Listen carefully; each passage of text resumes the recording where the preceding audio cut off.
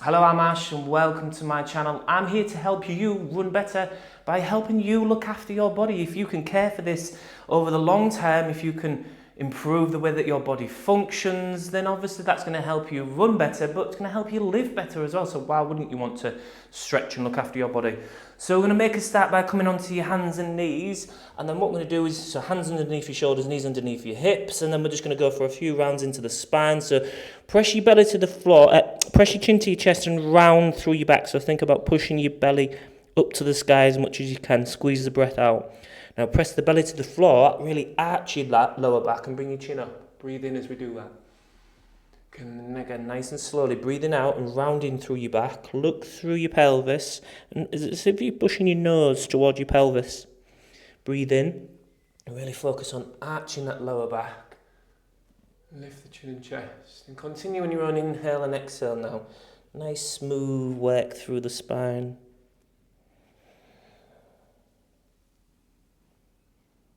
It's really nice to balance out the intensity of the run. So for me, I've just had a 10k effort and really pushed in the wind and the rain.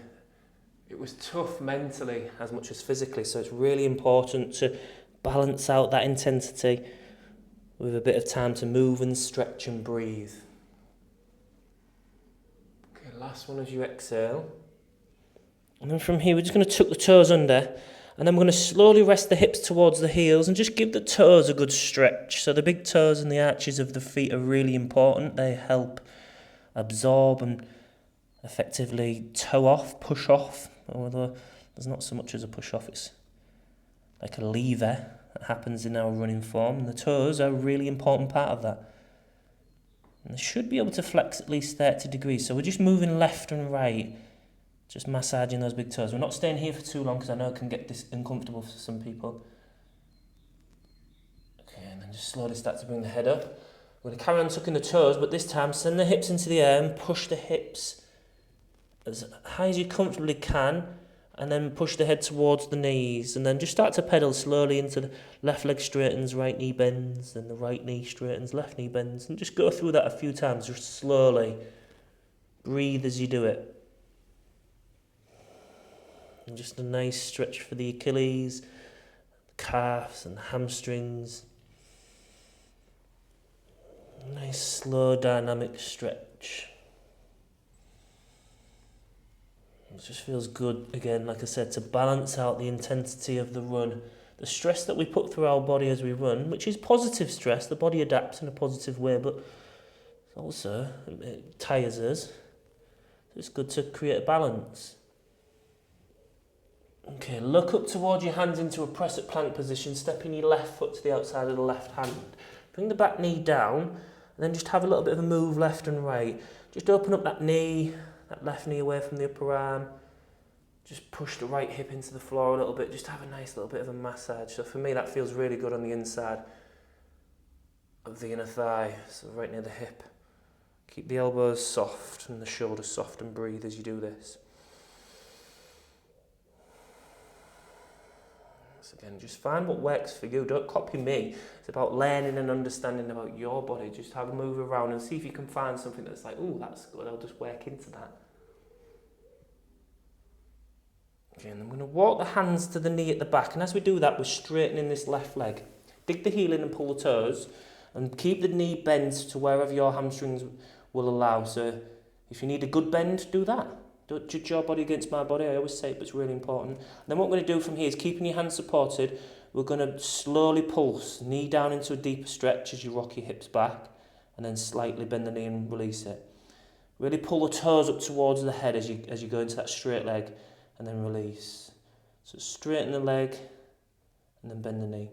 But as you're straightening the leg, pull the toes up towards the head. Breathe, relax the shoulders and the jaw. Nice stretch for the hamstrings, maybe you're getting it in the calves as well. Okay, and slowly walking the hands to the top of the mat. We're going to step this left foot back. Feel the after effects of that stretching. Compare it to the right side. Tuck the toes, send the hips up. Let's go back into that downward facing dog. Push both heels into the floor this time. Just have a good push. Take a nice breath in and release a sigh out through the mouth. It's like you're signalling to the brain to reset. We're going to look up into press-up plank and then step the right foot to the outside of the right hand. Bring the back knee down, and again just have a play around here. So there's no set formula here other than just having a move, nice slow dynamic move around, and find what works for you. So it might be the top of the thigh that feels good to push into the floor. It might be opening that right knee. It might just be soothing and moving left and right with this. I want you to explore and learn about your body. Always breathing in and out through the nose. And this is when you can start to reflect on your run, and this is when you can start thinking, how did my run? How was my run? Did it go well? Did my body perform as it would? Did I hit the goal that I maybe had? Maybe I didn't. Was there something that I could have done differently? So how was your run?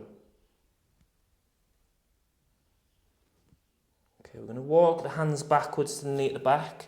And as we do that, pull the toes up again on this right leg, straighten the right leg to the point that you feel a good stretch in the hamstrings. Again, if you need to, you keep a bend in the knee. Don't try and match my body. So then you're going to straighten the leg as much as you comfortably can and then bend the knee. So you're just slowly stretching it and then releasing. Keep pulling the toes up towards the knee all the way through. Keep the hands there to support the weight of the body and stay balanced. Try not to get tense through the elbows, the shoulders and the jaw. And don't hold the breath. Obviously the breath is a massive part of your recovery, because when you're breathing efficiently, you're going to oxygenate your muscles and the rest of your body more efficiently. Okay, walking the hands back to the top of the mat and then step the right foot back again, feeling the after sensations. Just coming slowly back into that downward facing dog again. Just have a little pedal. Again, just nice and slow little pedal. Just feel that work. And then we're going to look up towards the hands, and this time we're going to bring the left knee to the left wrist. And if you need a block, a yoga block or a cushion to sit the left hip into pigeon, if you know that you tighten your glutes, you can get that now. Take the left foot across the mat and bring that right knee down and then walk backwards. Sitting the left hip into the block or the cushion or the mat if you can, and push the right hip into the left heel. Now we're going to come hands nice and wide, wider than the mat. And then just move left and right with that. Keep the elbows soft. And use the weight of the torso to move left and right. You could come to the elbows if it feels better. Just massaging that hip, that glute, the piriformis, the IT band into the floor. Okay, make sure it's a kind, soft, dynamic movement that you're doing. Not too aggressive. Keep breathing as you do this. And notice how that shifts the state of the mind and body. It feels less intense, everything now. Okay, and then go just slowly come back up onto the hands. Push into the hands and then lift that back knee and then slowly step the left foot back. Feel the after effects again. Let's take it back into that downward facing dog. Push both heels towards the floor this time. Really push. Take a breath in again. Maybe an exhale, a big exhale if it feels good to release some pressure. And look up towards the hands. Bring the right knee to the right wrist. Right foot across the mat. You get that block or the cushion ready if you need to. The left foot comes back and you walk the hips backwards. And you're bringing that left hip into the right heel, right hip into the floor. You can go hands wide and move left and right, or maybe you could come to the elbows and move left and right and massage that hip into the floor. And breathe. So I always say this, and I do apologise, I leave it till the end of the video to ask you, but I do keep posting lots of free content, so if you could just thank me, it's a massive boost to see you just giving it a thumbs up. You can say thank you and a thumbs up, or you can say thanks for the video in the comments, and let me know how it felt. You can share this with a fellow runner that will benefit from it, or you can subscribe to the channel and click the notification bell. So that's 4 ways you can say thank you. I do greatly appreciate your engagement, your interactions with my videos. And if you're interested, have a look at the link in the description below. I do have a paid membership platform which has some more courses and different series and longer videos. But if you're not interested, keep getting this free content on YouTube. Get walking the hands back up and then slowly pushing the hands up and then lift the back knee and take that right foot back. And then what we're going to do from here is walk the elbows out to the top of the mat, come down, and let's just do one last little bit for the lower back. Touch the toes together, lift the chin and chest up, pull the shoulders back, and slow your breathing down. Get a nice arch in the lower back. Just squeezing those lower back muscles. Just gently squeeze your bum as well. And then you can notice how your mind and body has shifted state. Maybe everything feels a little bit calmer, less intense. And that's one big benefit of stretching, as well as obviously the mobility, the flexibility aspect of long-term stretching. So you are now ready to start the rest of your day, whatever you are doing. I'm going to slowly come up. I'm going to thank you for following along with me. Thank you for your support in the comments and with the likes and the shares, as I've mentioned. I love sitting down every day and just reading your comments and just and replying back to you. So thank you very much for that. Well done for putting this time and effort into your self-care. You're looking after your body, looking after your mind. Fantastic effort with that because it's so important for your long-term health. Well done, and I shall see you in the next video.